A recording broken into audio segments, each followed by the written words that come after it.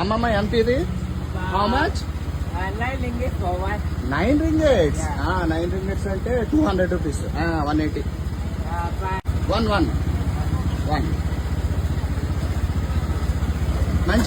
మంచిది. Huh? 9 ringgit. Good. అమ్మమ్మ.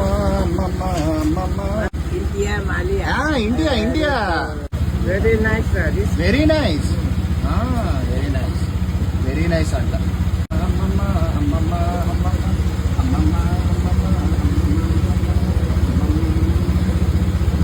వేడిగా ఉంది, వేసేద్దాం అంటే 50 ringgits. yeah. Okay, thank you.